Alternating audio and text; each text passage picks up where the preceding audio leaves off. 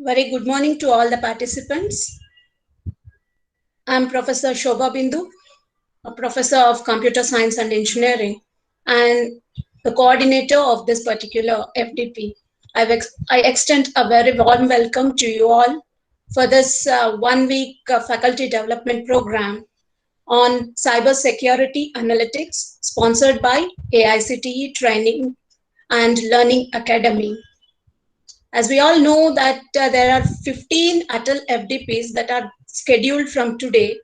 So a common inaugural session has been planned by Atal Academy, which will be scheduled at 3 p.m. today.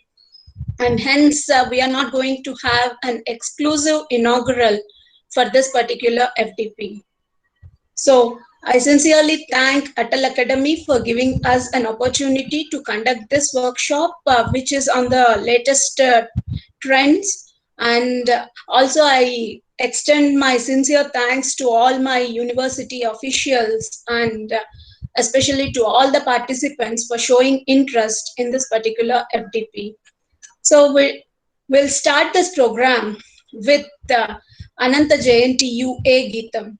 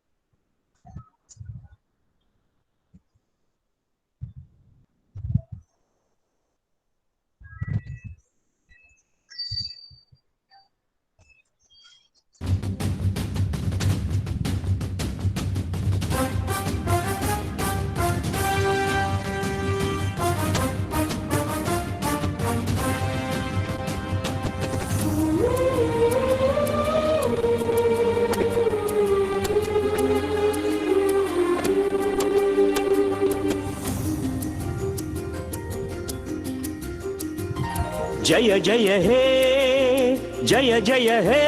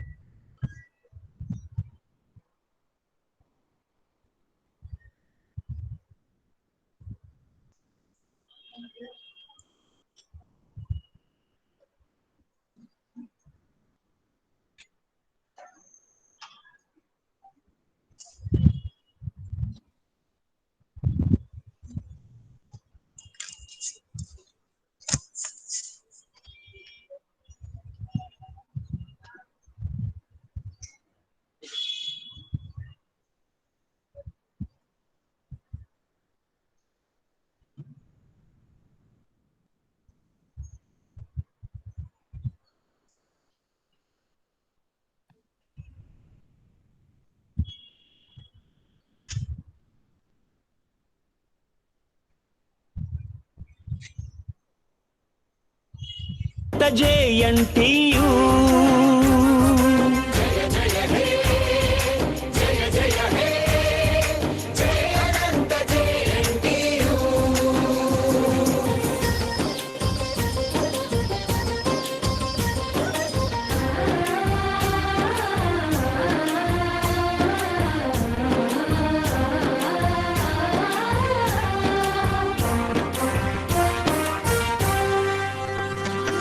స్వాతంత్ర్యానికి పూర్వమే major Marley స్థాపించిన కళాశాల దినదినము వర్ధిల్లి అఖిలాంధ్రదేశమందే ఆది అయి విలసిల్లి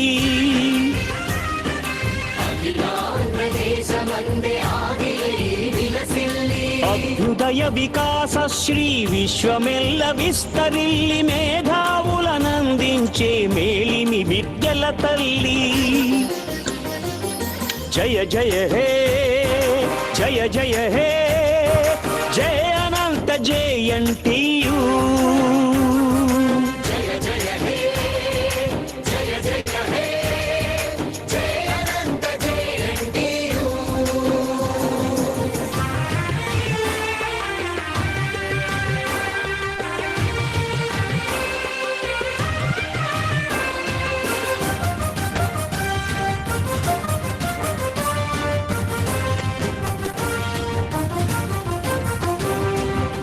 శేషాచలగిరుల సిరుల చెలువారు చిత్తూరు,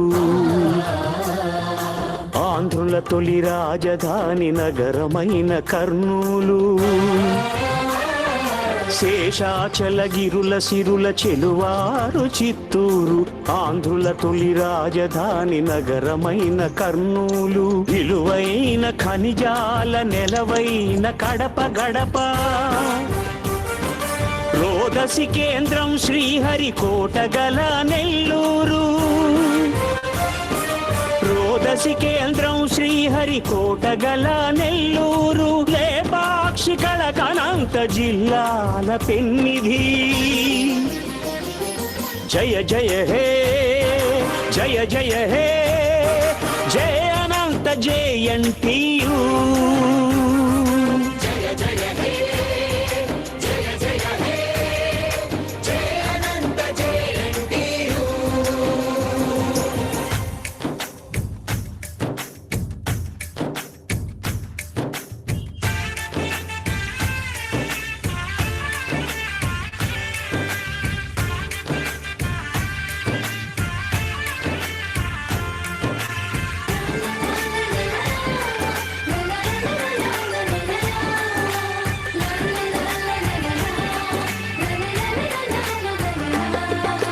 నవోన్మేషమౌ బోధన, యువత భవిత కాలంబన, అధునాతన పరిశోధనల ఆవిష్కరణల కల్పన.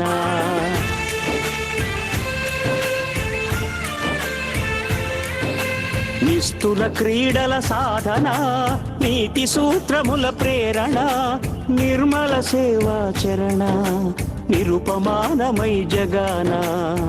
విజేతలను సృష్టించి విశిష్టతను చాటు జనని. జయ జయ హే, జయ జయ హే, దేశ ప్రగతి దివ్య శక్తి ప్రదాయిని. జవహరులాల్ నెహ్రూ సాంకేతిక శాస్త్ర విశ్వవిద్యాలయ వాణి. జయ జయ హే, జయ జయ హే, జయ అనంత జయంతియు. జయ అనంత జయంతియు.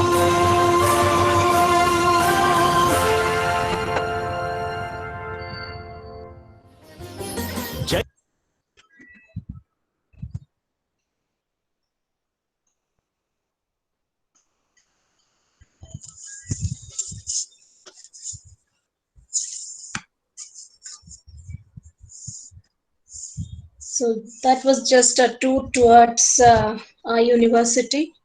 So before I start the session, I'd like to just give a brief genesis about our university.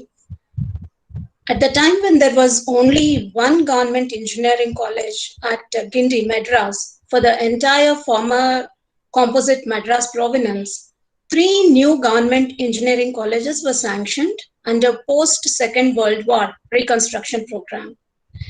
One at Coimbatore, one at Kakinada, and one at Anantapur. The College of Engineering Anantapur was temporarily located at Guindy in 1946, and later it has been shifted to the present location, Anantapur, in 1948. The first batch of 60 students was admitted into the college at Guindy, Madras on 10th June 1946, and so the college has started its historic journey from that day. Major P.H. Marley was appointed as the full-fledged principal of the college after shifting the college to the campus at Anantapur. So the college was located in military meat and dehydration factory in the present old campus. All those engineers who went through that kerosene era, who studied in the light of hurricane lamps, rose to very high position in their professional career all across the globe. The college was formally inaugurated at Anantapur by the then Chief Minister Ramaswamy Reddyar. Later, about 300 acres of land was acquired to establish a new campus. The college main building, 3 laboratories, 1 workshop block, and powerhouse were constructed in 1958 at a total cost of rupees 18 lakhs. The college was initially affiliated to Madras University during 1946 to 1955 and later affiliated to Sri Venkateshwara University, Tirupati during 1955 to 1972. In the year 1972, under a broad policy of framework of providing technical education required for the industrial growth of the country in general and more particularly for the state of Andhra Pradesh, Jawaharlal Nehru Technological University was established on 2nd October 1972 by an act of state legislature rightly named after the ardent lover of science and technology, Pandit Jawaharlal Nehru, the first Prime Minister of India. Thus, Government Engineering College Anantapur, Government Engineering College Kakinada, and the Government Engineering College Nagarjuna Sagar, later it was shifted to Hyderabad, were made as its constituent units. JNT University started functioning from Hyderabad. Thus, the College of Engineering Anantapur went into the fold of JNTU and the college was renamed as JNTU College of Engineering Anantapur. Subsequently, JNTU Act 1972 was amended by JNTU Ordinance 1992 to affiliate any other college or institution notified by state government of Andhra Pradesh. Eventually, JNTU Hyderabad has become a multi-campus university. Later, in the year 2008, JNTU Hyderabad was divided into 4 independent universities. The Jawaharlal Nehru Technological University, Anantapur, was established on 18th August 2008 by an act of the legislature of state of Andhra Pradesh. JNTU started functioning in the premises of JNTU College of Engineering, Anantapur, which is formerly the College of Engineering, Anantapur. JNTU A College of Engineering, Anantapur has become a constituent college of JNTU A and thus was renamed as JNTU A College of Engineering, Anantapur. So JNTU A College of Engineering, Pulivendula was established in the year 2006 and Oil Technological Research Institute, Anantapur, was also established in 1948. All has become the constituent units of JNTU A. A new constituent college, JNTU A College of Engineering, Kalikiri, is established in 2013, also came under the fold of JNTU A. The OTRI was renamed as Oil Technological and Pharmaceutical Research Institute in the year 2016. In addition to these 4 constituent colleges, JNTU A has one more unit, that is JNTU A School of Management Studies. And along with this constituent colleges, JNTU A has 98 engineering colleges, 33 pharmacy colleges, and 29 standalone MBA, MCA colleges affiliated to it, spread across 5 districts of Andhra Pradesh. So since its inception, JNTU A is committed to develop and nurture technological education and intends to produce technical manpower of high quality comparable to the best in this world. So this is the brief introduction regarding our university. So now I'll be starting the session.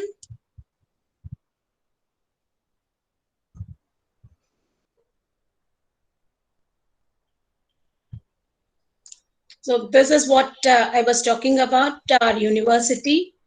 So the morning session is by me itself, like where I'll be introducing you to the cybersecurity. So maybe all of you might know whatever content that I'm delivering now, but it's just a review of the topics under the cybersecurity that I'm going to provide you. Maybe in the next subsequent sessions, we'll go in depth regarding this cybersecurity analytics. So I'll be just introducing you what cybersecurity is and So before we go for what actually is the cybersecurity, so let us have a look at how this cyber world has evolved. So in 1837, Cambridge University professor Charles Babbage has designed the analytical engine, which is the most modern mechanical computer that was designed at that particular time. Later in 1943, US military commissioned the world's first general purpose electronic computer, that is the electronic numerical integrator and computer, which is known as the ENIAC, which has the calculating power which has 3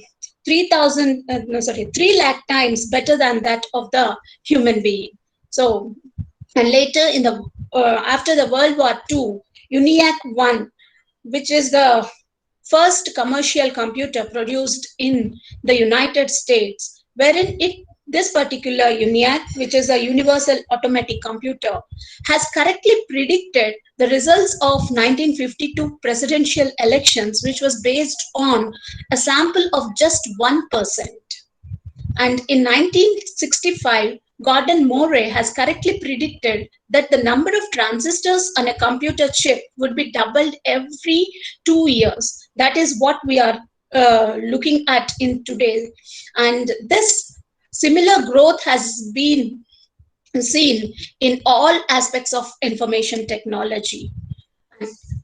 So, later in 1960s, with all these independent computers, they thought they should network all these computers together, and hence Department of Defense Advanced Research Project Agency began examining the feasibility of redundant networked communication system in order to support the military's need to exchange the information. So this project was developed by Larry Roberts right from its inception. This is the founding document of ARPANET, wherein you can see that the objectives of this particular ARPANET is to develop networking and resource sharing. And the technical need for this was to link all these computers which are existing, and that for the military, it is very essential to go for resource sharing. So for this purpose, they have come up with this particular ARPANET project. In the late 1960s, that is in 1970s and 80s, ARPANET has grown its popularity, and hence when the popularity grows for a particular technology, maybe the misuse of that also grows here. So as the ARPANET grew in popularity, so did its potential for misuse also has grown. So in 1973, Robert Metcalfe indicated that there were some fundamental problems with ARPANET security. So those problems were identified to be like there was no safety procedures for dial-up connections to this ARPANET, and the user identification and authorization of the system were not existing. Later, in 1970s, with the development of the microprocessors, which has expanded the computing capabilities to a great extent, the security threats have increased on this. So, and the security study on this computer security has started with a paper in like R609. So this information security has begun with this particular random report R609, which is sponsored by the Department of Defense, which attempted to define the multiple controls and mechanisms which are necessary for the protection of a multi-level computer system. So the scope of this computer security has not limited to only that particular system, rather the physical security of that system. Rather, we need to include the security on the safety of the data which is stored on a system, because all the systems are being networked now. So from anywhere you can access the system. So you need to protect the data or the information which is stored on any of the systems. So the safety of the data has to be taken into account apart from the physical security of this particular systems. And you need to limit the unauthorized access to this particular data, and the involvement of the personnel from multiple levels of the organization also has to be taken into consideration. That is, you need to go for access control here. So who should be able to access what, that has to be specified here. So these are all the requirements of the computer security which was studied in this particular RAND report R609. So that has given the basis for this computer security. So at this particular stage, the concept of this computer security has evolved into more sophisticated system, which is known as the information security. So later in 1990s, network of computers has become very common, not only for the defense purpose, it has become very common across all the other domains also. So too did the need to interconnect these networks also has raised. So that has resulted in the internet, which is the first manifestation of global network of networks. And that TCP IP has become very popular, and Vincent Cerf, who is the father of this internet, has dreamt that IP will be on everything. Now we are looking at that, where on every system, on everything, we are making use of this IP here.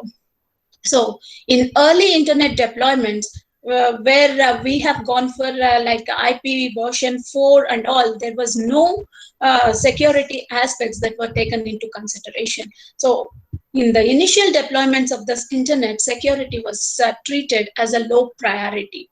But now, as the number of devices are getting connected, more number of devices are getting connected to the internet, it is observed that absolute security is very much essential. And that has led to more research on this security aspects. When we look at the today's systems, these are very less secure when compared to that of those that we have in 1970s. The reasons being, the computers that were developed now are more complex, and there are more number of places wherein you can attack these systems now. And there are multiple ways that we have around each defense. That is, once you come up with a particular defense mechanism, then already on the other hand, these attackers will be ready to overcome these particular defense mechanisms and try to evade at these defense mechanisms also. So there are multiple ways around each defense. It's easier to attack the systems rather than to defend them. And it's easier to break the things, and it is very difficult to fix them up together. So these are the reasons why today's systems are less secure when compared to that of those that we have in 1970s. And these computers and the networks, they offer the individuals and the organizations the ability to acquire and exploit the information at a very unprecedented speeds.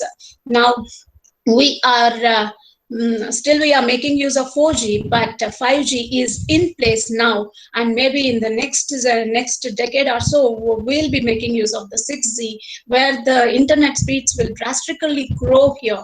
So because of all this, there's a lot of exploits that are happening on the information in the cyber world. So when we look at the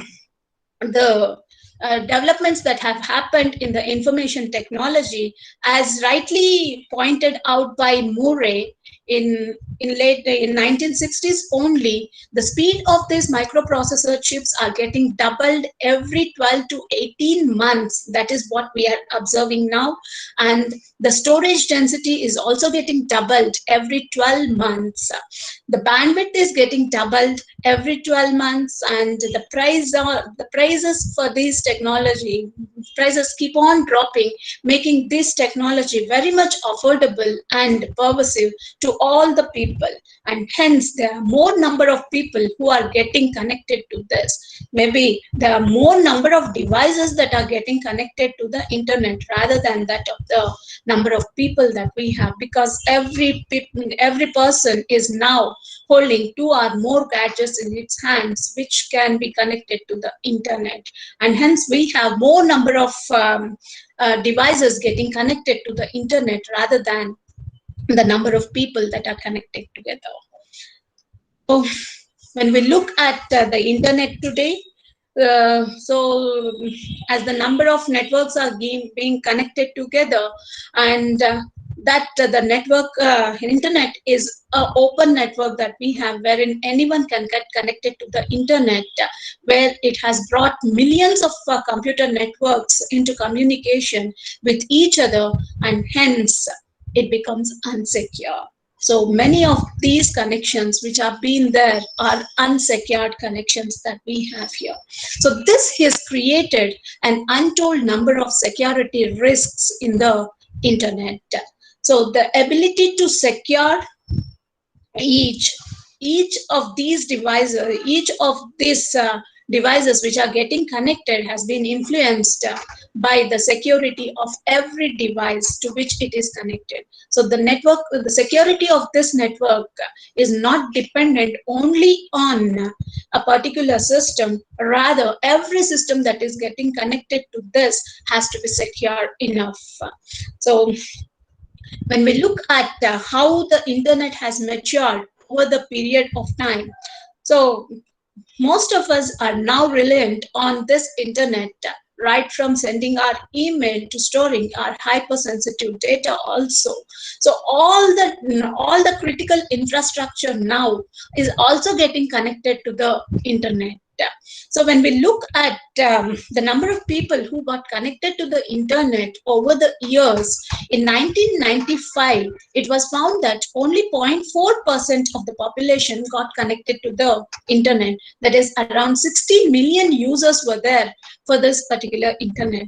Later, in 2010, we can see that it has increased to 23.5% from 0.4% here, wherein 1.6 billion users have the internet connectivity. And when you observe the statistics in the last year, in 1920, there were 4.17 billion users of the internet, which is about 54.6% of the population has got internet connections. And because of this pandemic that we have, the number of connections are getting increased day by day here, because most of the people are reliant on the internet only now, because most of the classes are going on online, and hence most of the number of connections are also getting increased day by day. And now we will be able to connect the computers and the programmable devices, any computers and the programmable devices, to this internet. And that is what we are talking about. Like there are more number of devices that are getting connected rather than the number of people who are getting connected to this internet. So this is how the internet, as the internet users have increased over a period of time. And when we look at the trends for the information so previously, whatever is the secured information that they used to have it on in the form of a paper document, and they used to store it in a safe place, where the physical security is being provided.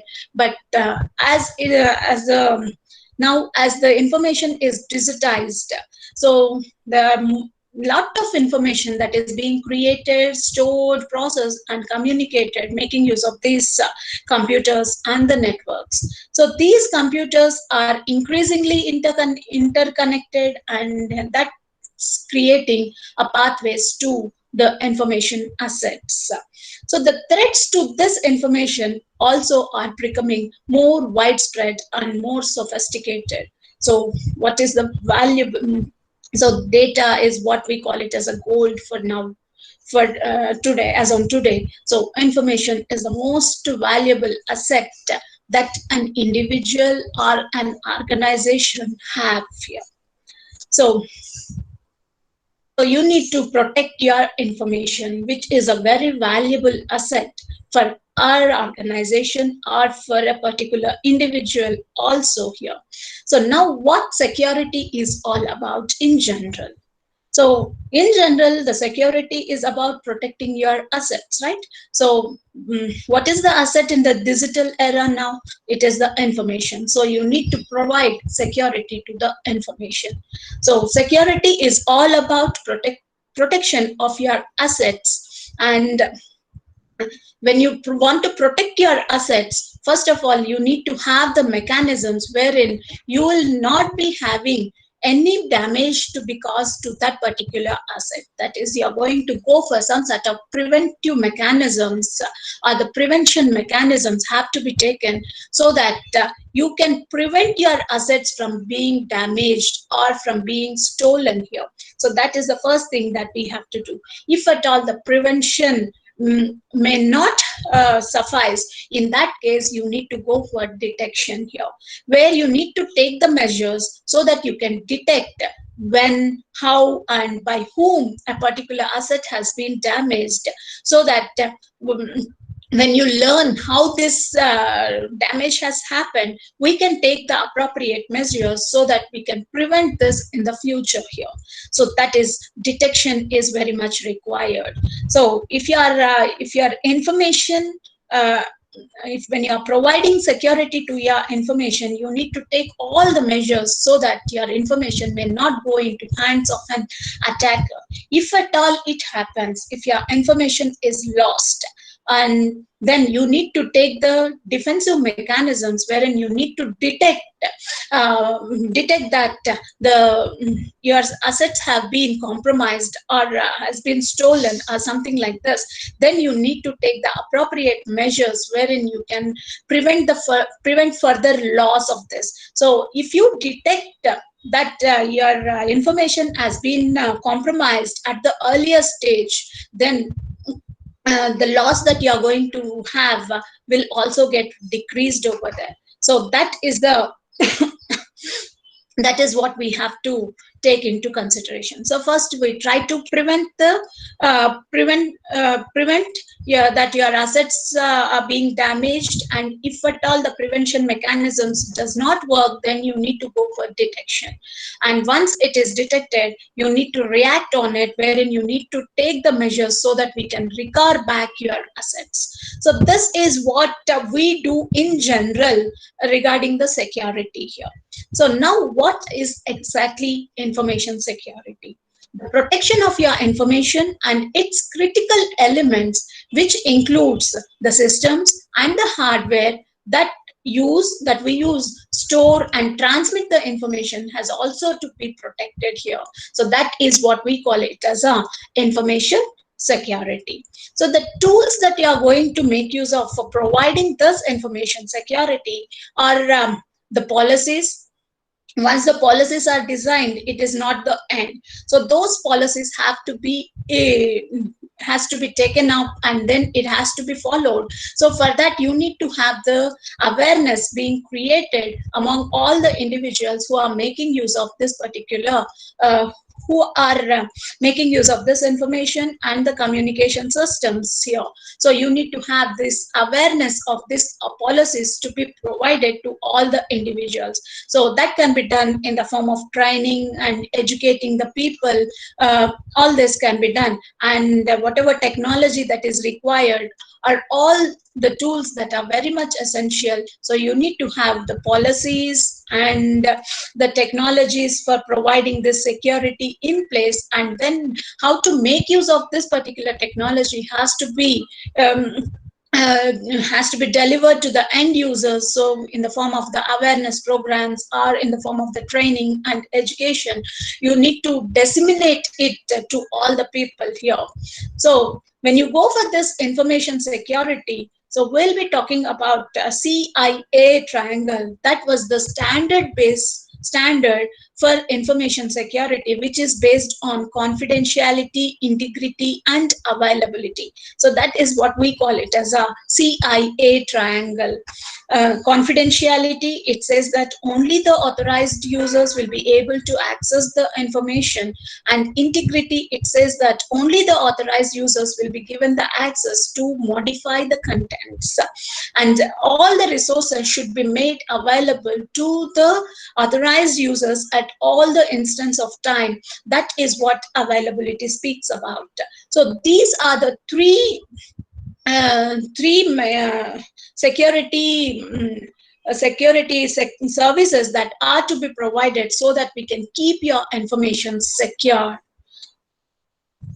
So before we go in depth regarding all the information, all this cyber security aspects, first let us define certain terminology which is related to the computer security.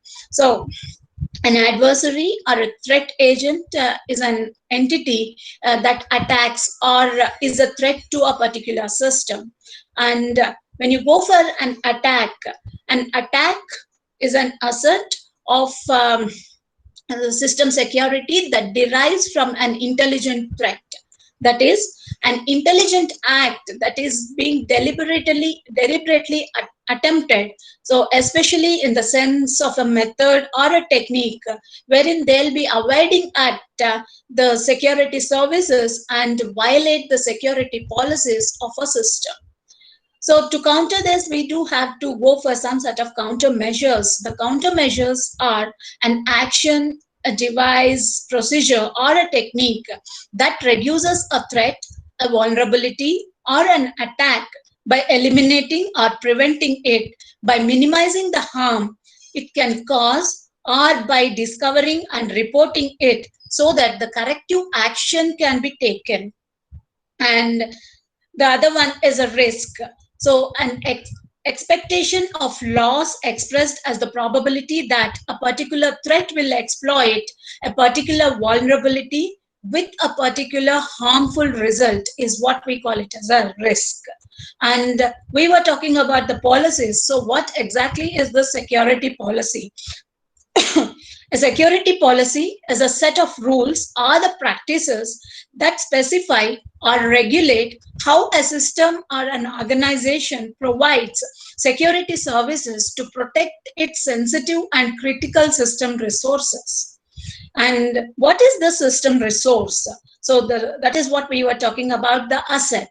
So the data contained in an information system or a service provided by a system or a system capability such as processing power or communication bandwidth, or an item of system equipment, that is a system component, which can be a hardware, firmware, or it can be a software or some sort of documents, or a facility that houses system operations and equipment is what we call it as an asset.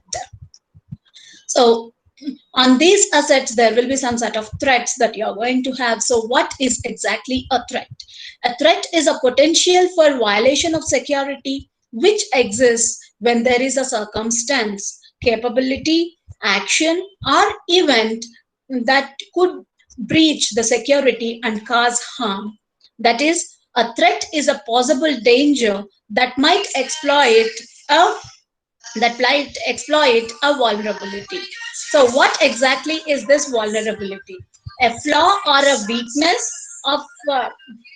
weakness in a system's design, implementation, or operation and management that could be exploited so as to violate the system's security policy is what we call it as a vulnerability. So this is the relationship among all these security concepts. So the owners will be having their own assets. So they'll be owning their assets, and that there is a value for all these assets. Owners have the value for these assets, and then when you have the assets, there is a risk that these assets can be attacked by someone else, can be stolen or attacked by someone else. You can cause damage to this particular assets. So on the other hand, there will be some sort of attackers or the threat agents who wants to cause damage to these assets. So they wish to abuse and or may cause the damage to these assets. So for that, what is required is the owner has to impose the security measures so that we can reduce the risk of getting these assets into the hands of the attackers here. So owners wish to minimize the risk by providing the countermeasures so that they can reduce the risk on these assets.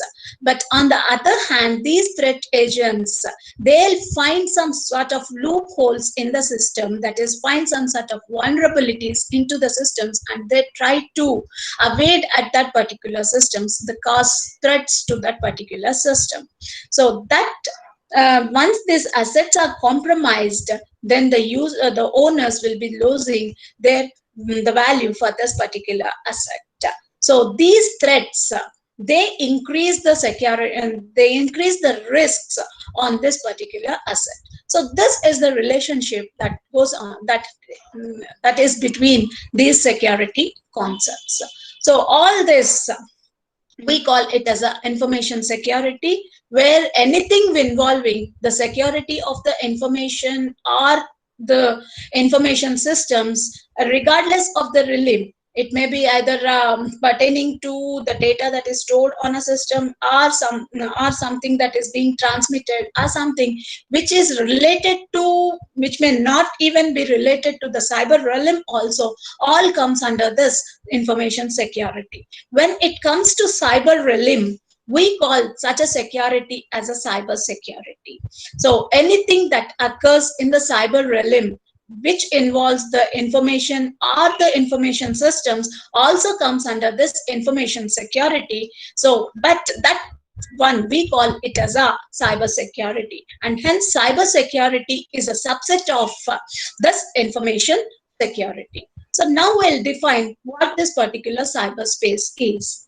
So the cyberspace is a global domain within the information of environment, consisting the interdependent network of information technology infrastructures, which includes the internet, telecommunication networks, computer systems, and embedded processors, and the controllers. So this is the definition for this cyberspace. So what exactly now is cybersecurity? So the cybersecurity is security that is to be provided for securing your cyberspace. So security of cyberspace is what is known as the cybersecurity. So as we have seen in the earlier definition, that the cybersecurity involves the information systems and the networks. So we can define the cybersecurity as the security of the information systems and the networks. So, but with what goal it has to be protected? So is it that we are protecting the information systems or the networks? No, it is the it is the assets that we are protecting, and the operations that you are going to perform on these assets that we are protecting here. So with the goal of protecting these operations and the assets, that is what is required in when you are securing your information systems. So the cyber security can be defined as security of the information systems and the networks with the goal of protecting the operations and assets. But securing against what? Against the attacks. Not only on the attacks, there may be some sort of accidents also that may cause damage to your assets here. So you need to consider even the accidents and the failures also. So the security in the face of these attacks, incidents, and the failures on these operations and assets, that is what is required. So we can define the cyber security as the security of the information systems and the networks in the face of attacks, accidents, and the failures, with the goal of protecting these operations and the assets. So, but as we have seen, when you are talking about the information security, there are three major services that are required. One is a confidentiality, that is the secrecy, availability, and integrity. CIA that we have mentioned about confidentiality, integrity, and availability. So this security, it does mean that you need to provide all these services to the information systems and the networks, and hence we can define the cybersecurity as the availability, integrity, and secrecy of the information systems and the networks in the face of attacks, accidents, and the failures, with the goal of protecting these operations and the assets. And this work is still going on. So in a particular context, when we define the cybersecurity, say in the context of corporate network, corporate, it can be defined as the availability, integrity, and secrecy of information systems and networks in the face of accidents, attacks, and failures, with the goal of protecting a corporation's operations and assets. That is the definition for corporate cybersecurity. And when it comes to the nation operations and the assets, we can define this as availability, integrity, and secrecy of the information systems and networks in the face of attacks, accidents, and the failures, with the goal of protecting a nation's operations and the assets. So that is the definition of national cybersecurity. So based on the context, we can define this cybersecurity.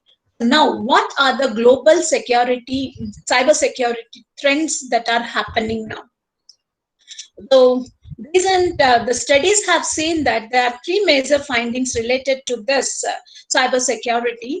One is that there is a growing threat to the national security. That is one thing that has been observed by these studies, where web espionage has become increasingly advanced, moving from curiosity to well-funded and well-organized operations aimed at not only financial, but also the political or the technical gain also. So for this, there are a number of attacks that are happening. So these are not being done out of this curiosity. Rather, there are some agencies which are externally funding so that the national security can be compromised here. So the other study has revealed that the increasing threat to online services, which are affecting individuals and the industry, because there is a tremendous growth of sophistication of these attack techniques that are happening. And that is the other study, the other trend that is happening. The other one is emergence of a sophisticated market for software flaws. So this can be carried out, can be used to carry out espionage on and attacks on the government and critical information infrastructure. So all the critical infrastructure is now getting connected to the internet, and hence there may be a lot of threats that are happening on this infrastructure, and hence we need to keep all of them secure here. So there are a number of attacks that are being taking place related to this infrastructure. So we need to keep all our assets secure here. So the mischievous activities in the cyberspace has expanded from noise geeks to the organized criminal gangs that are going high tech. So as we said in the previous slide, that the defense, rather than the defense mechanisms, the attacks are very easy to happen here. So once you go for a defense mechanism, on the other hand, there are a number of threats that are coming up on this defense mechanisms. So we'll just have a look at various cyber attacks that has happened in the recent years. So we can see in July 2016, Union Bank of India heist has happened. That has happened through a phishing email sent to an employee hackers have accessed the credentials to execute a fund transfer, swindling Union Bank of India of around $171 million, and a prompt action has helped the bank to recover almost the entire money. Later in May 2017, as we are all aware that WannaCrime ransomware has happened, where this is a global ransomware attack which took its toll even in India also, wherein several thousand computers have got locked down by these ransom-seeking hackers. So the attack also has impacted most of the systems belonging to AP police also and the state utilities of West Bengal. And later in same May 2017, there was a data theft that has happened at Zomato, which is a food tech company. It has discovered that the data, including the names, email IDs, and hashed passwords of around 17 million users were stolen by an ethical hacker who damaged the company, who demanded the company must acknowledge its security vulnerabilities and put up for sale on the dark web. And in the same year, in 2017 June, Petya ransomware has occurred, where this ransomware attack made its impact felt across the world, including India, where container handling functions at a terminal operated by Danish firm AP Moller at Mumbai's Jawaharlal Nehru Port Trust has got affected with this particular Petya ransomware. And these attacks has become more sophisticated in the recent years. In February 2018, we can see MyFitnessPal has gained access to over FitnessPal. There was an attack on this, wherein the attackers has gained access to over 150 million usernames, emails, and the passwords. Since many people make use of the same passwords on different accounts, these hackers may take that information and use it to attempt the breach more valuable accounts, such as their banking accounts or the corporate work emails and all those things. And in 2019 August, there was a breach on the Quest Diagnostics, where the information of more than 12 million patients have been exposed to a user who has got unauthorized network access to this system, and the user has gained access through the network of a third-party vendor. According to the Quest Diagnostic, they said that the user had access to the patient's medical information, certain financial and some social security numbers were also being taken into the hands of these attackers. And in September 2020, there was a Telegram hijack, where the hackers have gained access to the Telegram messenger and email data of some big names in the cryptocurrency business. These hackers have used Signaling System 7, which is used for connecting this mobile networks across the world, to hack this particular data. And later in 2020 October, there was a software as a ransom attack that took place, which has hit by a ransomware attack, where this Jedinet has reported that this German tech firm, that is Software AG, has been attacked by the Clop ransomware, and the cyber criminal gang has demanded for more than 20 million ransom from that particular company. So as we can see, so whatever the studies have studies have revealed, the same thing has been happening over the years here, where most of the people are performing these attacks with more technical knowledge rather than just novice users. Rather, with more sophisticated tools, they are performing these particular attacks.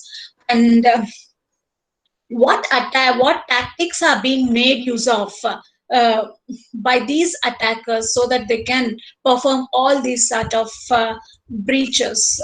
So if, this is what the statistics that I have taken from data breach investigation report 2020.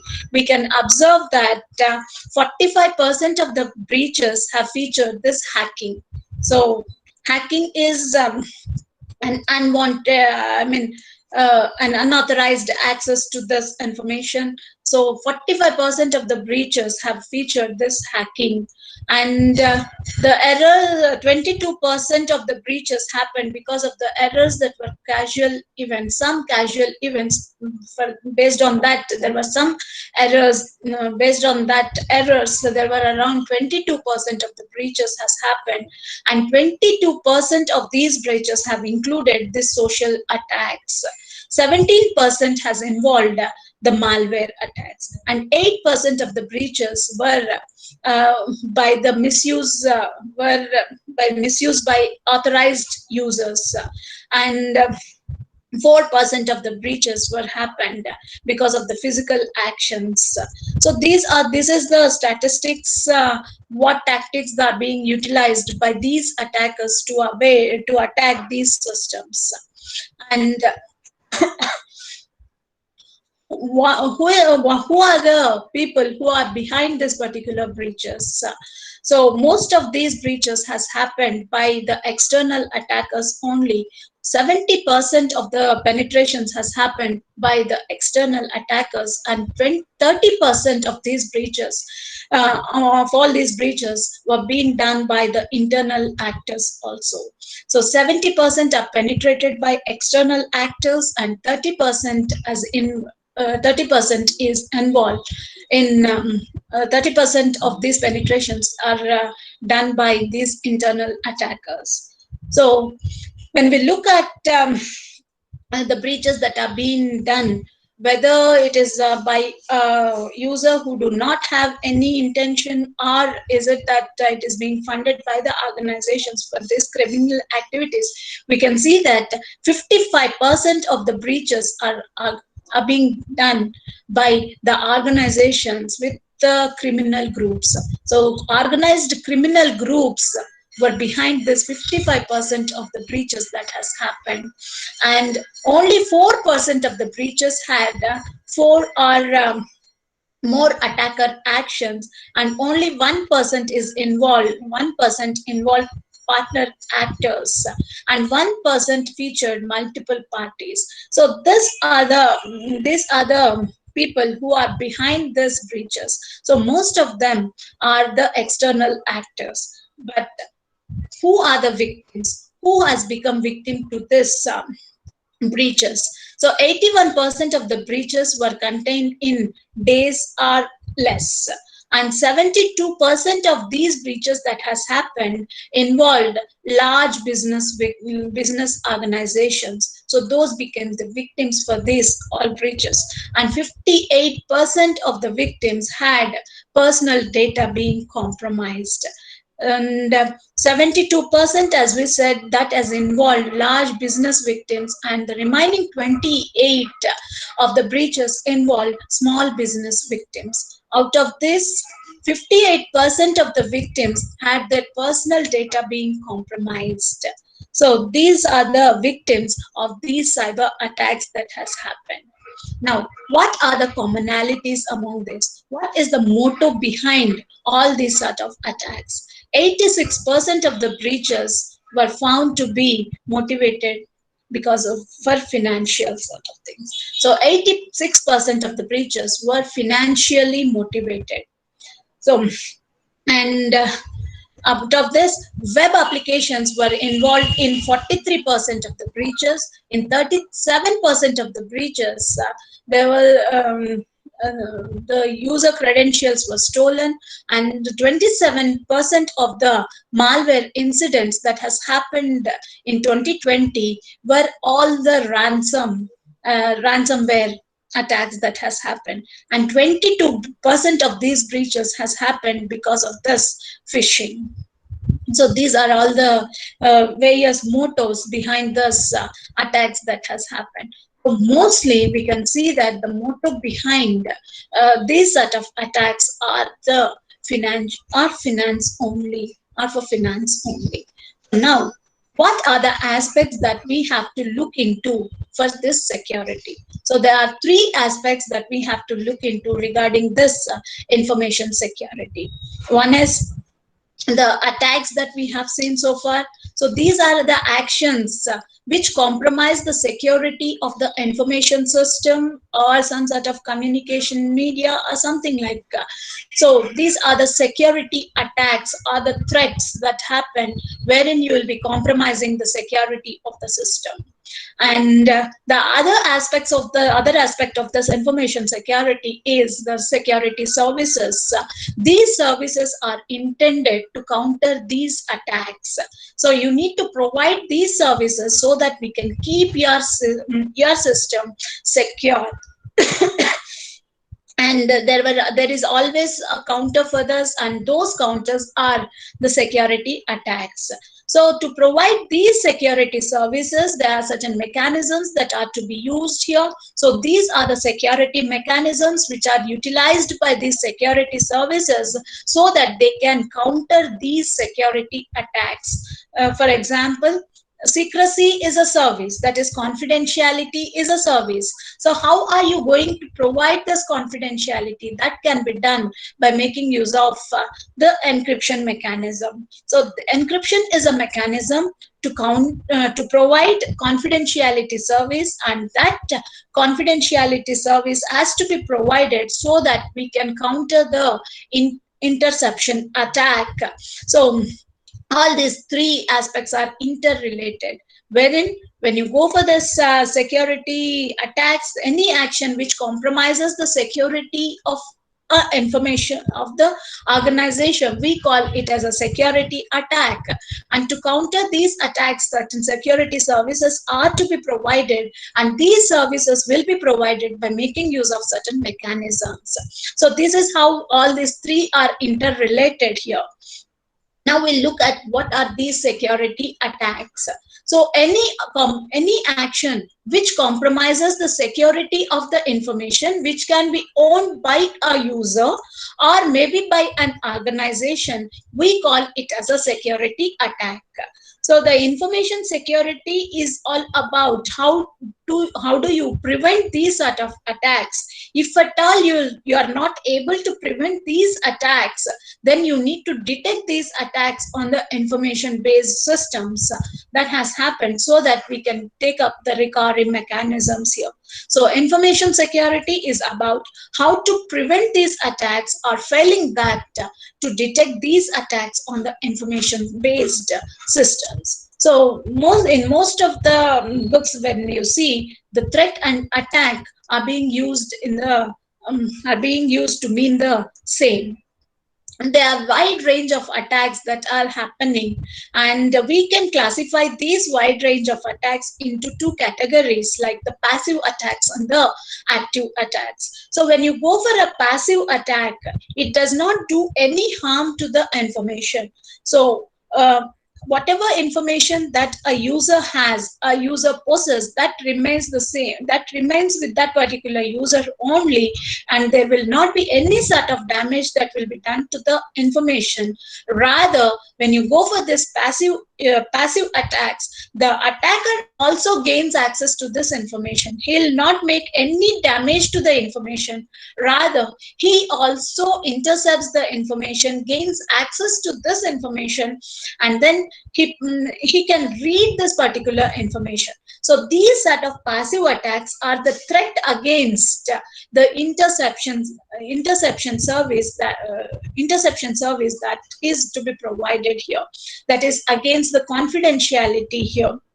where an unauthorized user will also be gaining access to the information. So that should be defended. In order to defend that, you need to provide certain mechanisms. And the other type of users are the active users who will be involved in modifying this information, causing some damage to this information. That is what is a active attack. So these are the two general types of attacks that we have. So what is the motive behind all these attacks? So as we have seen, so the attacks that are happening on this information systems is to destroy the information. So the unauthorized users are the attackers. They break into the system in order to destroy this information, or to steal the information, or to block the operations that are being performed. So he do not want that operations to be performed on a system. So in order to block this operation, to block these operations, so that it won't function properly. And the attackers can introduce some sort of malicious malicious software, that is a malware, into your system, so that your system maybe the information that is in your stored in your system may be destroyed, or the assets of your system, the system itself can go down, or so whatever attacks that he wants to perform, he can do it by introducing a malware into your system.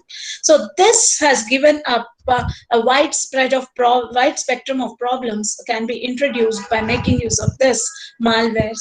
So what are the sources of attacks? As we have seen in the previous cases, the attackers can be an outsiders, or it can be the insiders also. So some disgruntled employees in an organization can perform these sort of attacks, and those are the insider attacks that we have. And those who are outside the organization, they try to gain access to the information within this organization, and those are the external people, are the outsiders who can cause damage to the information system. So now, as we said, we have two types of attacks. When you go for the network security, we have two types of attacks. One is an active attack, and the other one is a passive attack. So normally the information will be transmitted from one node to the other, from one user to the other, over an insecure channel, that is the internet. So during this transmission, an unauthorized user can gain access to the information. He just gains access to the information. That is what we call it as an interception attack, wherein he'll not harm any of this information. The information reaches to the destination as it is, but this attacker will also gain access to the information. That is what we call it as an interception attack. So these are the passive attacks where no harm will be done to the data. So this is interception of the message. So what this attacker will do with this particular information, he just, if it is some sort of confidential information, he will make use of this information internally, and he'll try to read that particular information. So if that information is transmitted over the channel in a plain text format, it happens. If you are going to perform some sort of encryption on this data, that is, you are making use of a security mechanism like an encipherment, where you will be converting your plain text into an unreadable format, which is what we call it as a ciphertext. That is, you're providing confidentiality to the information. If you do that, these attackers, even though if they gain access to that information, they'll not be able to read that information unless they have the mechanism to gain access to the actual information here. So in those cases, what can be done by this user here? So what he can do is he can perform some sort of traffic analysis on that particular data. So what the attacker can do here is he'll gain access to the information, that is release of the message content. That is one type of passive attack. And if at all you provide a mechanism for encryption, then he'll not be able to retrieve what that information is. So what he can do is he can go for some sort of traffic analysis on that. So as we all know, when the data is being transmitted over the internet, at the IP level, you will be adding an IP header which contains the source address and the destination address, and that should be transmitted without any encryption. If that is the case, this attacker, what he does is he gains access to all the packets that are being transmitted, and then he'll just look at what is the source address and what is the destination address for this particular message, and what is the source IP, the source port and the destination port. Based on that, he tries to guess where exactly the conversation is happening, from where between what nodes the conversation is happening, and then he tries to predict what sort of conversation is happening based on the traffic that he is looking at. From this IP packets, he'll be gaining access to what is the source address and what is the destination address, and then he looks at how frequently the packets, how frequently these packets are being transmitted here between the two communicating parties, and what is the size of the message, what are the sizes of the messages that are being transmitted. So based on this, he tries to guess what may be the conversation that is going on. That is what we call it as a traffic analysis. So these passive attacks are very hard to detect because they do not do any harm to the system or harm to the data. So you will not be able to detect that there are certain passive attacks that are going on, but we hard to detect, but we can prevent this by making use of certain mechanisms. Like you can go for to avoid this interception or the release of the message contents. What can be done is, instead of transmitting the plain text, you can encrypt it. If at all you want to reduce this traffic analysis, what can be done is this traffic which is being transmitted can be padded. Yes.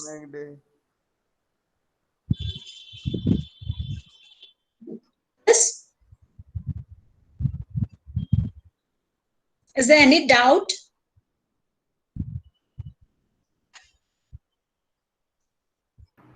No, ma'am. So it is hard to detect, but we should try to prevent them. So these are the passive attacks which are very hard to detect, but the prevention can be done. And the other type of attacks are the active attacks that we have. So these active attacks, they cause some damage to the data. So these attackers, they actively manipulate the communication here. So among these active attacks, we have certain attacks like the masquerade attack, wherein an unauthorized user pretends to be someone else, that is, pretends to be an authorized user, and then possibly tries to get more privileges than the privileges that he has if he is an insider of that particular organization. So what this attacker will do here is he tries to send a message to the receiver as if he is someone else. He is someone who is an authorized user, or he may be an insider who has only limited permissions, but he tries to extend his permissions, and then he tries to communicate with the permissions of the other people here. So such is a masquerade attack that we have. So this is an attack against the service like the integrity, where an unauthorized user is being recognized as an authorized user over here. So that is a masquerade attack.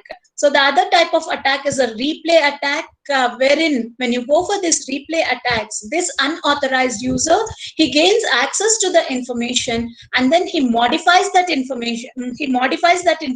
And then he can transmit it. That is what is the modification attacks that we have. And the other type of attacks can be a replay attack, wherein this particular user, what he does is he passively captures all the information, and then what he'll do is he waits for a certain amount of time. Later, he just retransmits that information. That is what is the replay attacks that we are going to have. So wherein this unauthorized user, he gains access to this information and replays this information over after a period of time, so that this message can be received by the receiver, and the receiver will think that it is from this it is the message that has been received by the authorized user itself, authorized sender itself. So that is what we call it as a replay attacks. To counter these replay attacks, the mechanism that can be used is go for some sort of timestamps on this messages that are being transmitted, and based on the timestamp, the receiver will look at the timestamp and finds whether it is a delay, it is a original message or it is a replayed message. That can be detected. But to have these timestamps in a distributed environment, it is very difficult. Why? Because all the systems have to get time synchronization, which is a very difficult task to achieve in a distributed environment. So for that purpose, some other techniques like making use of nonce, that is number used once, can be used so that they can recognize what is the replayed packet or something like that.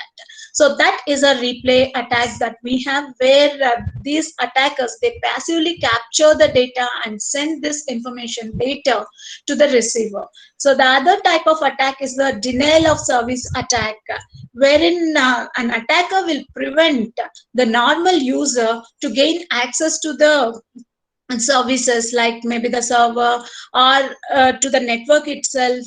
So these attackers, what they'll do is, if at all they do not want a particular server to provide services to all the other authorized users, so what he'll do is he simply creates some dummy packets destined to that particular server, and continuously he keep on dumping these dummy packets to the server, and the server will be busy processing all this processing all the information that he is receiving, and that will be busy in processing all these dummy messages, and that the authorized users may not have the access to this servers. So in this way, this attacker will be able to prevent the normal use of the servers to the authorized users here. So such set of attacks are the denial of service attack, which is an attack against the availability service here.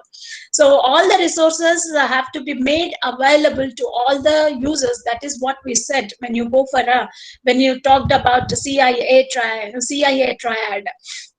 So that service can be defended by making use of this denial of service attack. So if the denial of service attack is performed by more than one user at a time, we call it as a distributed denial of service, wherein an attacker, he compromises several of the nodes in the network, and then he introduces a bot into a software into all the systems, and this master, what he does is he triggers all these bots to perform an attack against a particular destination. Once it is done, once it is triggered, all these compromised nodes, they start transmitting the packets destined to a particular server here. If that is done, so the traffic is just not coming from a single source, rather it is coming from several sources to a particular server, and hence the server gets busy and that the services of that particular server may not be provided to the authorized users. So that is what we call it as a distributed denial of service attack. So all these are the active attacks, wherein the attacker will be manipulating this communication. So the other type of active attacks include denial of service, denial of service, like when you go for this the sender has transmitted the message, and later if the receiver claims that it has not received any message from the sender, this is what we call it as a denial of this particular message transmission. That may also happen sometimes. So when that happens, that is repudiate either the sending or the receiving a message which has been communicated earlier, at a later instance of time. That is what we call it as a denial of the message. That is what we call it as a repudiation attack.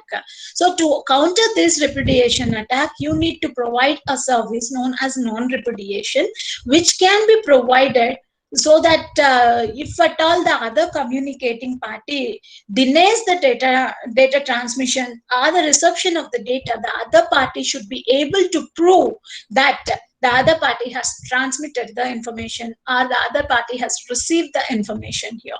So that is what we call it as a non-repudiation service that has to be provided, so that this attack, like the delay of the service attack, can be delay of this message transmission or the reception can be overcome. So the other type of attack, as we said, these attackers, he not only gains access to the information, he'll change the content of the message and then transmit the changed messages to the destination here, to the receiver. So these are all the various active attacks. So this is the classification of attacks based on whether they do some harm to the message transmission or to the communication system. We have classified into two categories: the passive attacks and the active attacks. These active attacks are easy to we can easily detect them, but whereas when you go for this active attacks, these are very hard to address, these active attacks. When we look at the threats that are happening in the cyber world, so the cyber security threats, so according to NIST, it has specified that there are 5 major threats that happen on this cyber space: the phishing attacks, the ransom, hacking, imposter scams, and environmental events, some of the environmental events. So when we have looked at the various cyber attacks that we have looked into that has happened in the recent years, we saw that most of the attacks were the ransomware attacks, or it has happened due to hacking, or it has happened due to the phishing. So we'll look at what are these phishing attacks, ransomware, hacking, and some sort of imposture scams, and the environmental events also can sometimes cause threat to the information systems. So what are these phishing attacks? Phishing attacks are the social engineering attacks, which involves some sort of trick here. So where these phishing attacks, they take the advantage of the end users itself. So the individuals who are involved in this cyberspace will be compromised here by making use of this phishing social engineering attacks. So wherein in these phishing attacks are designed to gain access to the system or to steal the data. So what these phishing attacks will do is either the phisher will be sending an email to a user specifying certain information and ask them to provide their personal details, and the users who will not be aware of this sort of attacks, as if the email has come from as that. When we look at this email, it just specifies that we cannot distinguish it from the actual user to, the authorized users here, when you go for this sort of mails that has been received. So when we look at this, maybe the phishing sites that we have, which resembles exactly like the original websites, maybe your bank sites or something like this. So when the user accesses such sort of websites or the emails that has received from this phishers, they'll not be able to distinguish them from the original websites or from the original email senders. So what they'll do is they just access that and then they'll be providing their personal information. So that is how these phishers will be gaining access to these personal information, and they try to steal the information from the system by by asking the users to allow permissions to access those systems or something like this. So that is what we call it as a phishing attacks. Like, say for example, an email may be received by an user regarding a delayed shipment, and then he may be asked to click a particular link. So when the user, obviously the users will be anxious to know why this has happened, why the shipment has been delayed or something like this. So they'll just click on this link, and that makes an entry point for the malware to enter into your system here, and that your system can be collapsed there. So these are some of the phishing attacks that can happen here.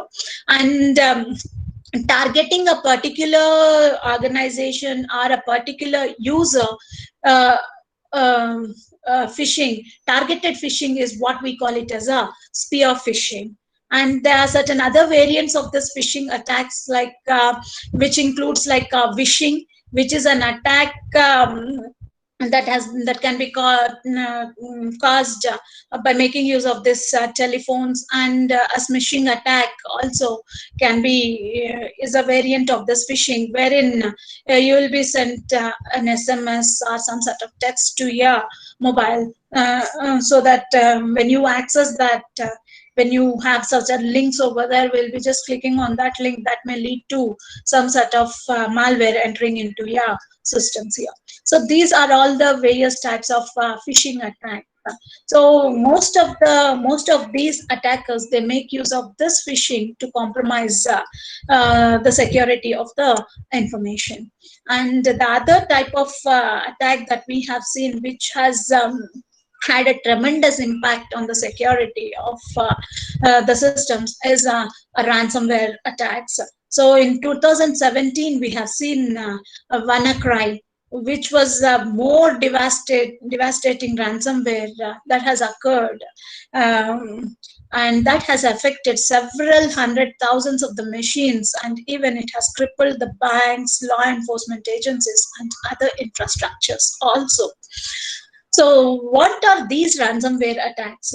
So these ransomware attacks are the type of software wherein this is designed with some sort of malicious intent and threat, and causes a threat to your data. And what this attacker will do here is, he not only causes damages here, rather he makes your system, maybe the content of your the information in your system can be encrypted by once the ransom enters into your system. And then if at all you want to have the access to your, regain access to your information again, these attackers, they demand for the ransom to do the to undo the damage that has caused.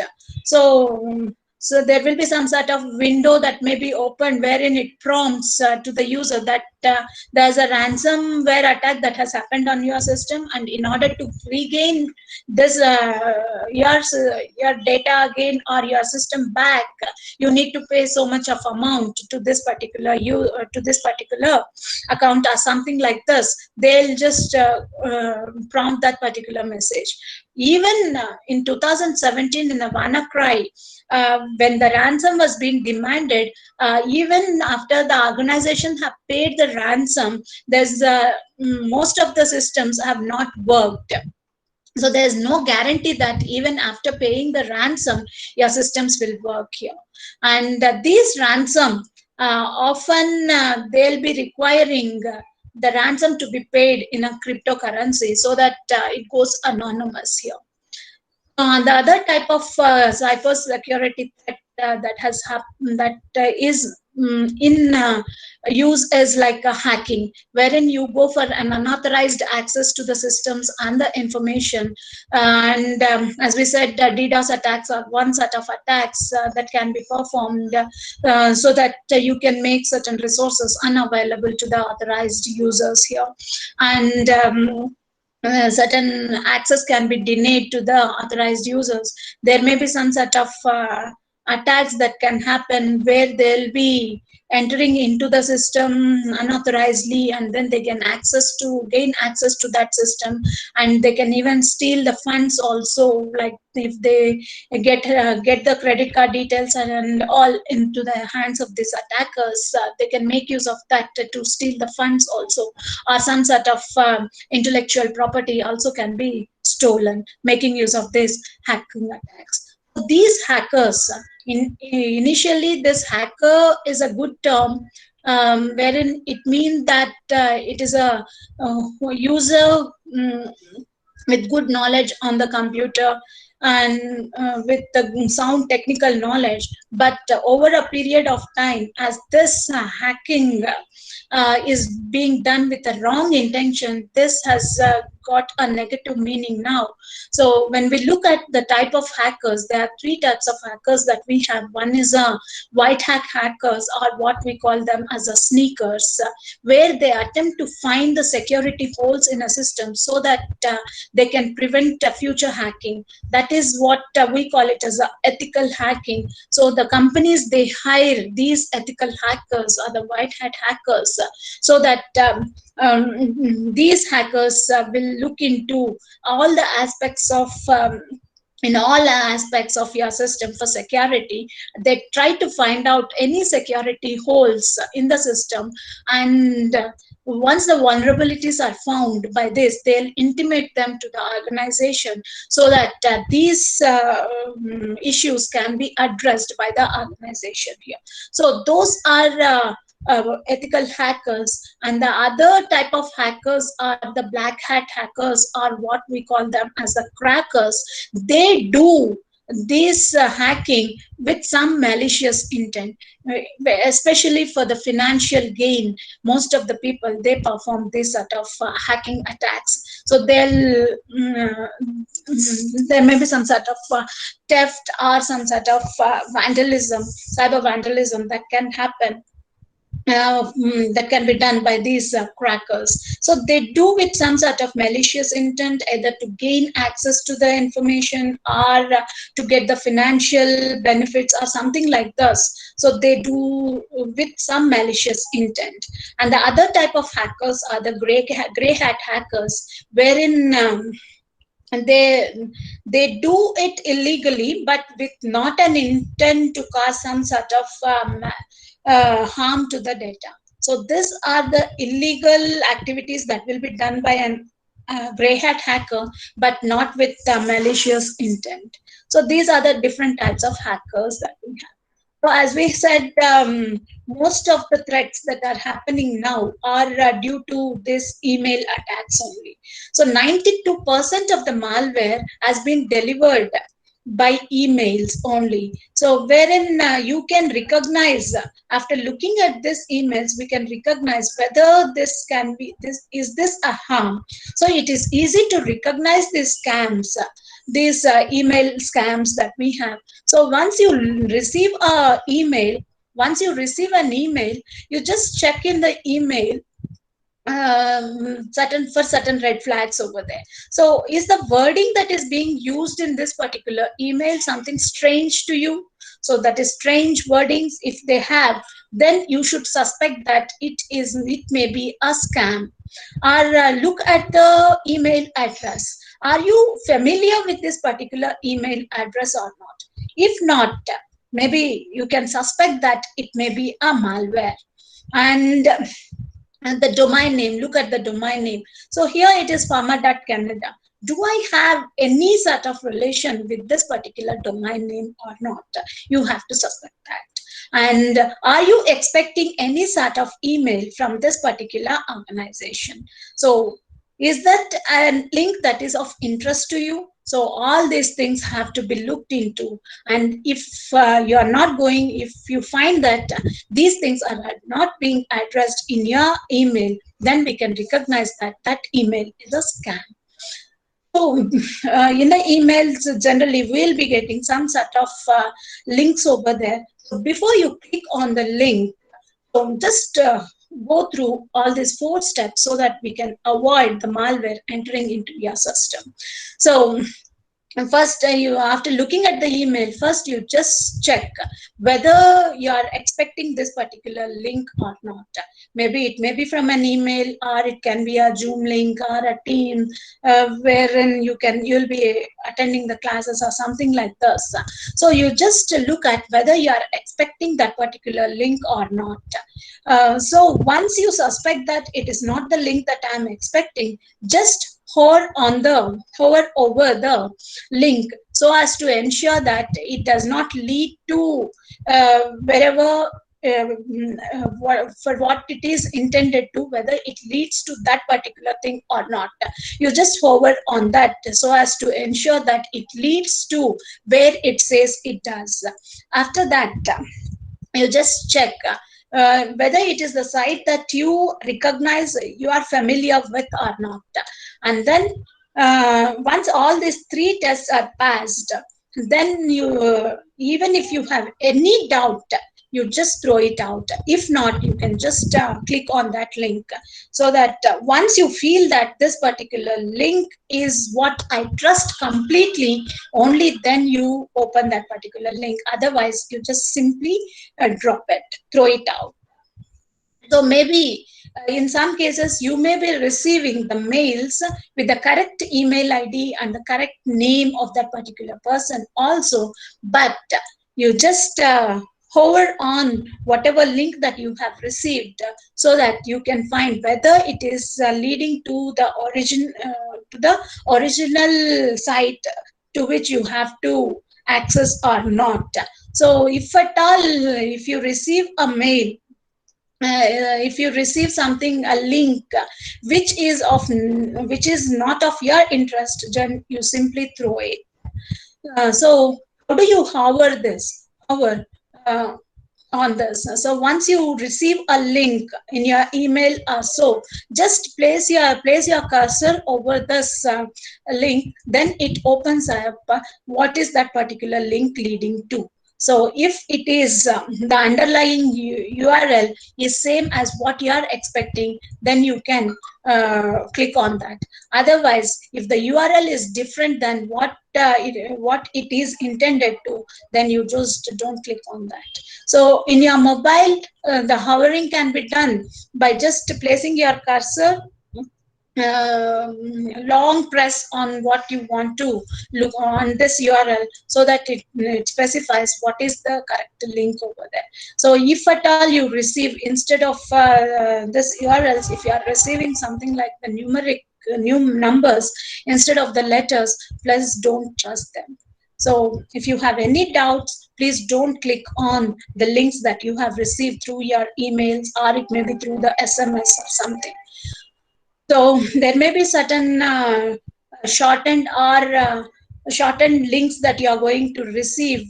So if these shortened links are received, that can be used by the criminals for performing their abuses, so that they'll be hiding their malicious website within this shortened links.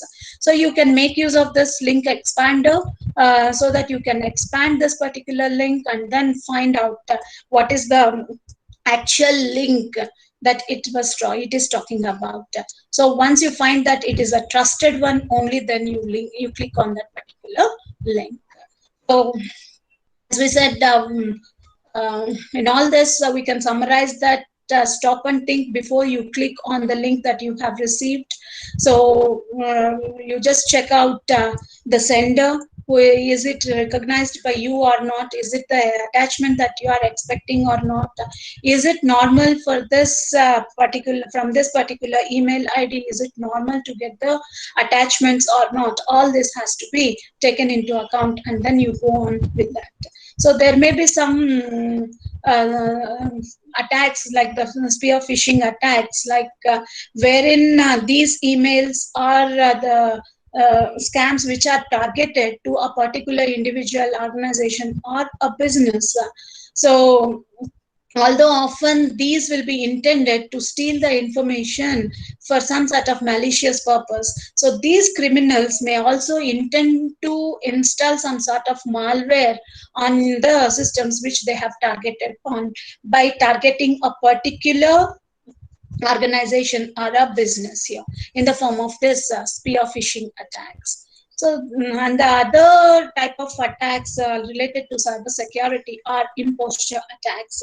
So maybe you may be receiving some mails from some official emails saying that maybe from the income tax department or so, saying that if you do not click on this, maybe you may have to pay the income tax or something like this before the deadline. If you do not pay, you need to pay some sort of penalty or so if you get that particular link. So as on the when we look at this particular email, it appears to be as if it is coming from a government organization, but it is not so. So these are the various types of attacks that can happen. Even sometimes the environmental threats also can cause damage to your information systems. The natural threats such as the fire, earthquake, flood can cause harm to the systems, or they may disrupt the business access. So you need to make the recovery effects such that you won't lose your clients. If you take if the down if the recovery takes lot amount of time, you may be losing your customers or the clients who do not wait, who do not want to wait for some time, who cannot wait for a long time here. So the recovery mechanisms have to be taken up rigorously so that we can overcome this sort of damages that can be caused to your organization. So the other type of attacks that we were talking about can be introduced into the system is in the form of malware. So when an individual or a group they design this particular software to attack the systems, which can cause some sort of malicious activity in the system. So this software, we call it as a malware. So this malware are designed to damage, destroy, or deny the services to our target systems. So these malware, they include some macrovirus, boot virus, viruses, worms, Trojan horse, logic bombs, backdoors, or the trapdoors, and denial of service attacks. So etc. can come under this malicious software. These malicious software can be divided into two categories, wherein which need some sort of host programs to run, wherein they cannot run on their own. And the other hand, we have these malicious programs which are independent of the other programs. They can run on their own. And these malicious programs, they may replicate themselves. They may create a copy of themselves, and then they find out another program or another node which is not compromised, which is not affected, or which is not infected, so that it can replicate and transfer it to the others also. So when you have a program, when we look at when we look at the malicious software which does not reflect, which does not replicate, we have trapdoors, logic bombs, and the Trojan horses. And those that replicate can be under the viruses, worms, and zombies. They come under those which can replicate themselves. So these are the two categories of malicious programs. One, they need a host program to get executed, and the others, they do not need a host program to get executed. And few of those malwares can replicate themselves, like the viruses. So these viruses may enter into the system, maybe in the form of through your floppy drives, or maybe through your pen drives, or so they can enter into your system.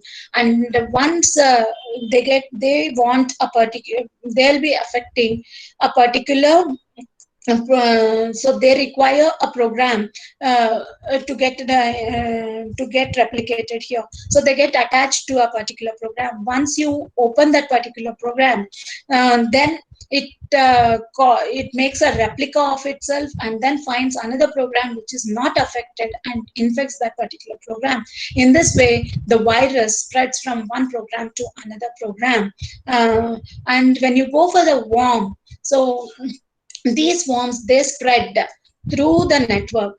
So once a worm enters into the system, so it just through the network it finds another system which is not affected by by this particular worm, and makes a copy of it, and then send a copy of that to the other system here. So in this way, the worm propagates from one system to another system. And there may be some other replicated programs like the bacteria that we have, wherein what this bacteria will do is it just replicates itself. So it won't do any harm to the data, rather it just replicates itself. So if the system is infected by a bacteria, it's an independent program.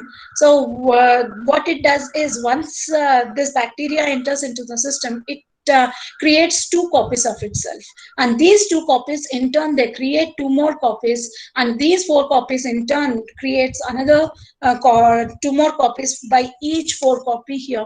In this way, exponentially there will be a growth in this bacteria. So, and hence all your system will be infected here, and most all the system will be filled with this particular bacteria, causing these resources unavailable to the users here. So these are all certain malwares that we can have.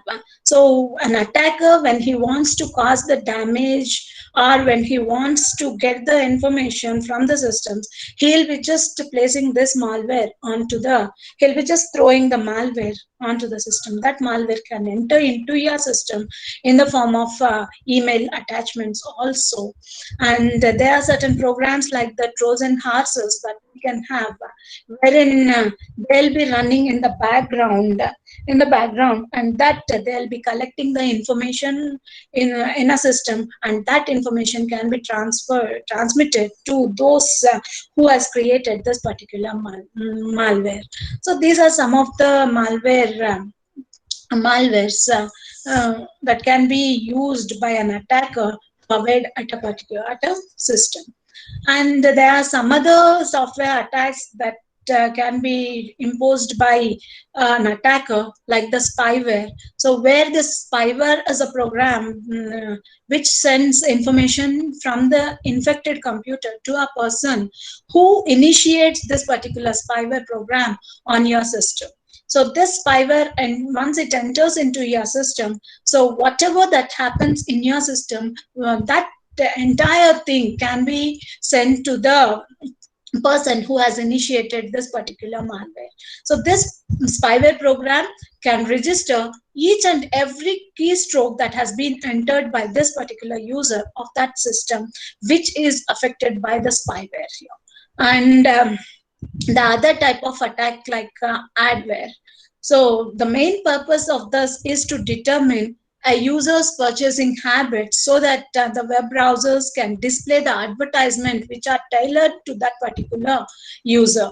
So this may slow down the system running time here, and these are adware may sometimes display a banner that notifies the user of its presence. So this slow down your system. And both the programs, both this spyware or the adware, they can be installed without the user being aware that they are present in your system. So how do you protect against these deliberate software attacks? So you need to educate the users. So wherein you need to update the what antivirus, whatever you will be receiving frequently, you need to update them in your system, and your network has to be can be protected by making use of these firewalls. So these are the mechanisms that can be taken up in order to protect from the deliberate software attacks. So on the other hand, there are a number of attacks. These attacks, in order to defend these attacks or counter these attacks, we should have certain mechanisms. So certain services. So these services will be provided by making use of one or the other security mechanisms. And so often these security services, they replicate the functions that we normally do with the physical documents, like the signatures, the dates, the mechanisms which are needed for protecting your data from disclosure, tampering, or destruction are be notarized, or witnessed, or be recorded, or the licensed. All this can be done by making use of these security services. So there are 6 security services according to X.800 that has to be provided. One is authentication, which assures that the communicating entity is the one that it is claimed to, and access control. So the prevention of an unauthorized use of a resource is what we call it as a access control, where you are going to divide these users into into different categories based on their privileges. So who should be able to access what, that is what you're going to specify over here when you go for this access control. So the other one is the data confidentiality, wherein you're going to protect your data from unauthorized disclosure. And data integrity, where you are going to assure that the data received is as it is sent by an authorized user. That is, only the authorized user should be able to modify the content. That is what is set in data integrity. So the other one is non-repudiation, as we were talking about, wherein you need to protect your system against the denial by one of the parties in a communication. The other one is the availability, where you are going to ensure the timely and reliable access and use of this information for unauthorized users. So these are the various security services. So the basic security services, as we said, authentication, which ensures that the communicating entity is the one that it is claimed to be. So we have authentication. We do have something like user authentication or an entity authentication, and the other one is the message authentication, or wherein you're going to ensure that the message has originated from a particular source. So when you go for this peer entity authentication, so both the communicating parties, they have to have the confidence that they're talking to each other correctly here. So that is, the mutual authentication has to happen between the identities of the parties which are involved in the connection. And when you go for this data origin authentication, the origin of the message has to be rightly identified. That is, it ensures this data origin authentication. It ensures that the source of this particular message that is received by the receiver is the one from which it is expecting to be. And the other service is the access control. So wherein you are going to prevent the unauthorized usage of this particular resources. So to achieve this, each entity who is trying to gain access must first be identified, and you need to get this particular user get authenticated to the system, so that for every system, for every user who has got authenticated, you are going to give certain privileges to them. That is, you are going to give some access rights to them based on the privileges that these individuals have. So when they try to access the system with certain privileges, you need to ensure this access control ensures that this user has this set of privileges on the system or not. Only then it is going to give the access to. That is access control. The other one is the data confidentiality, wherein you're going to protect your data from unauthorized disclosure, that is against this eavesdropping. So as we said, that the traffic analysis can be defended by going for some sort of traffic padding or something like this. We can make use of that mechanism so that we can defend this traffic analysis. So the other one is the data integrity, where you're going to assure that the data received is exactly what it is sent by the authorized users. That is, no modification, insertion, or the deletion, or the replay of the messages can be performed. That will be ensured by data integrity. And the non-repudiation service, wherein you are going to protect against the denial by one of the parties in a communication. So where the repudiation can be done either by the sender or by the receiver. So that is origin non-repudiation, wherein the proof that the message was sent by the specified party has to be provided by the receiver if at all the sender denies the data transmission. And the other one is the destination non-repudiation, wherein you need to provide the proof that the message was received by the specified party. So these are the various services that are to be provided. So the relation that we have among these integrity, data origin authentication, and the non-repudiation is that so integrity is a subset of this authentication, and which this authentication is a subset of this non-repudiation. So this is what we were talking about when you have seen the standard for information security, that is the CIA triad, where you are going to have confidentiality, integrity, and availability as the services here. And in addition to this, the extended services are like authenticity and accountability are also being added to all these three services. So those are like authenticity, where you are going to verify that the users are who they say they are, and that each input that is arriving at the system has come from a trusted source. And the accountability is like being able to trace the responsive party or the process or the entity in case of a security incident or an action. So that is accountability. So then next, coming to the other aspect of security is a security mechanism. So these are the features that are designed to detect, prevent, or recover from a security attacks. And there is no single mechanism which can support all the required services.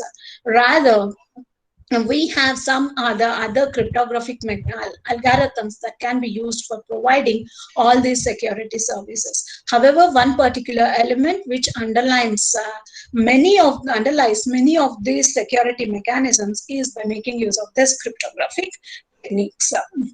So when we look at these security mechanisms, they can be specific security mechanisms for providing certain services, and the others can be pervasive security mechanisms where it can be ensured to all, like it may not be dependent on a particular service, rather they can be provided so as to secure your information here. So when coming to the specific security mechanisms, it involves like encipherment, digital signatures, access control, data integrity, authentication, exchange, traffic padding for notarization. All the certain mechanisms which are used for addressing these security services. And the other one are the pervasive security mechanisms like the trusted functionality, security labels, event detection, which are not specific for a particular service here. So these are certain security mechanisms that can be adapted. Cryptographic techniques can be used wherein you can provide these sort of service to attack to counter certain attacks here, and the software and the hardware for limited access that can be done by making use of the firewalls. Intrusion detection and the prevention systems can be used to detect the intrusions that has happened, and the traffic padding which can be done for securing against this traffic analysis, the hardware for authentication, making use of for using your smart cards or the security tokens, so we can get a particular user get identified here. And the security policies are the access control. This define who has access to which particular resources that can be defined by making use of this security policies on the access control. And the other one is a physical security of all your infrastructure. So where you need to keep all your resources in a safe place with limited and authorized physical access to those resources. So these are certain security mechanisms that can be used. These are some of the cryptographic security mechanisms, like the encryption, wherein you can have the encryption happen by making use of either the symmetric cryptography, or we can go for asymmetric cryptography, or in order to ensure this non-repudiation and authentication. We can make use of this digital signatures, which can be generated by making use of public key cryptography and the hash functions. Even we can make use of the MAC function also in order to ensure the integrity of the messages. So all this to overcome the replay attacks, we can make use of the timestamps. All these are other security mechanisms that we can make use of. Above all, when you make use of either the symmetric cryptography or the asymmetric cryptography, you need to exchange the keys. So secure key exchange is the one that is of ultimate that has to be addressed, because for providing confidentiality to the data, generally we make use of symmetric cryptographic algorithms. For that, where you need to have a secret session key established between the two communicating parties, that can be done by making use of this secure key exchange algorithm. So overall, this is the model for network security, wherein the sender has to transmit the message to the receiver, and that can be done by converting this message into an unreadable format, making use of some security related transformation. And that is what we call it as a encryption mechanism, which makes use of some secret information. And that encrypted data will be transmitted to the destination, where it has to be transformed again into a readable text. And that is what we call it as a decryption mechanism, where it makes use of some secret key here. If the same secret key is used at both the sender and the receivers, and we call it as a symmetric cryptography. And if you are making use of two different keys, one for encryption and one for decryption, that is what we call it as a asymmetric cryptography, or we call it as a public key cryptography, wherein you are going to make use of two keys. One is a public key and the other one is a private key. And so there may be some opponents who will be gaining access to the information.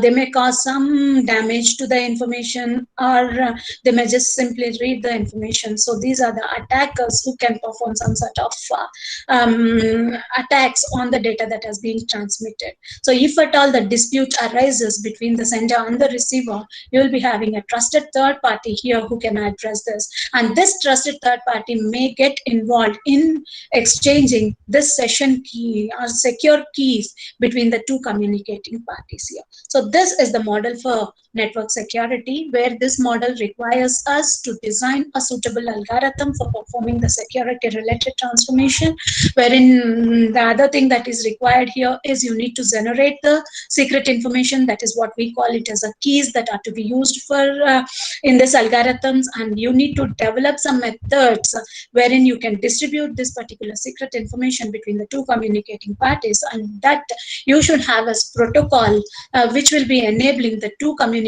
parties to make use of this transformation and the secret information for providing this security services. So this is the model for network security. There is another model for network access security, wherein the information system can be accessed only by the authorized users. So we can make use of these gatekeeper function, that is some sort of firewalls, where it can filter out the traffic, only that particular traffic for which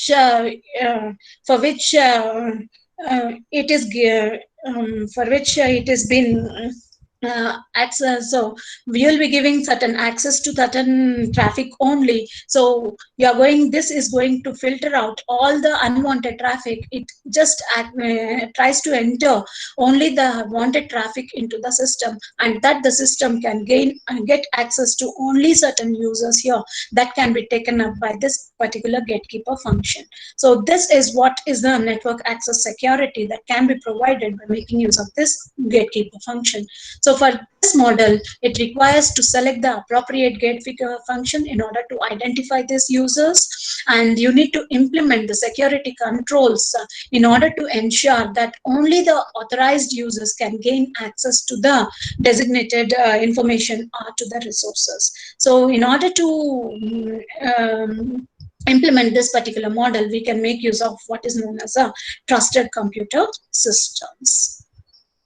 And that's about the security attacks, services, and the mechanisms. And coming to the cyber security, there are certain myths that exist in the society related to the cybersecurity.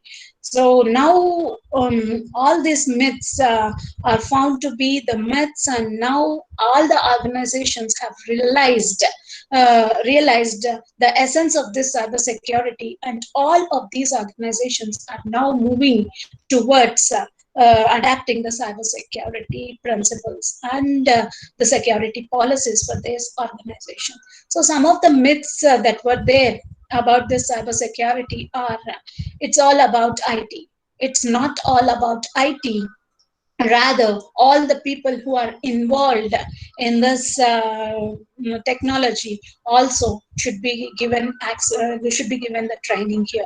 So top management feels that they have nothing to do with the cybersecurity unless they are informed the use of this particular cybersecurity. They realize the essence of this cybersecurity. They are not going to adapt this. But now all the organizations have realized, most of the organizations have now realized the very essence of this cybersecurity, and now they are implementing this cybersecurity.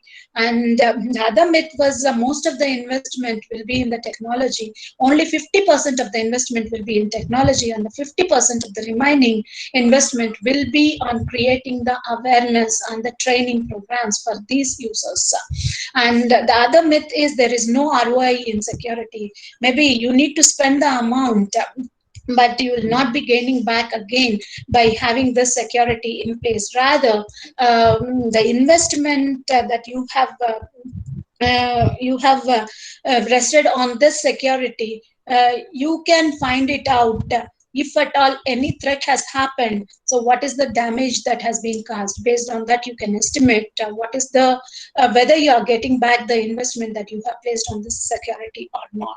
So the other myth is that cybersecurity is a one-time project. It is not a one-time project. It is always an ongoing project, because as we come up with some sort of mechanisms to defend the attacks, there may be the attacks that may be coming out, the counters that may be coming on this. So cybersecurity is not a one-time project. It is always an ongoing project, and all these security policies and the rules that we are adapting are documented properly.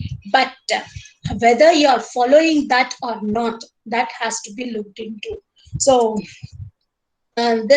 these are the challenges that are there on the cybersecurity, wherein there is lack of awareness on the culture of the cybersecurity at the individuals and at the institutional levels. So that has been quite popularized now in the form of these sort of FDPs, wherein AICTE now is coming up with some sort of initiatives wherein they want to disseminate this information across all the people in the form of these sort of training programs or the workshops that are being organized.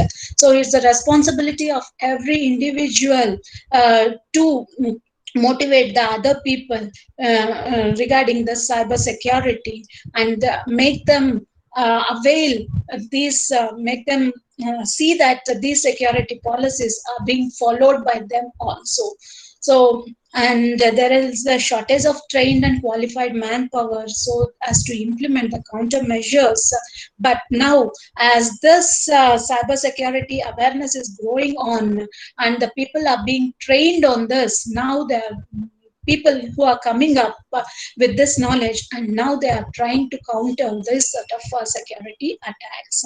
And then the attackers, as I said, they are more innovative than that of the defenders. That is a very challenging task that we have now. So these are the various challenges that we have on the cyber security. And these are the references that I have used in drafting this particular presentation. So that's all from me, and you can reach to me at my email if at all you have any queries. So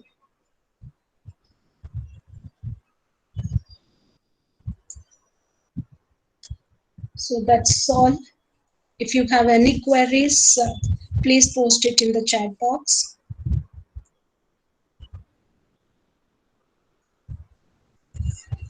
So we'll wind up this session because the other resource person is already with us, is ready to deliver the next session. So we'll start the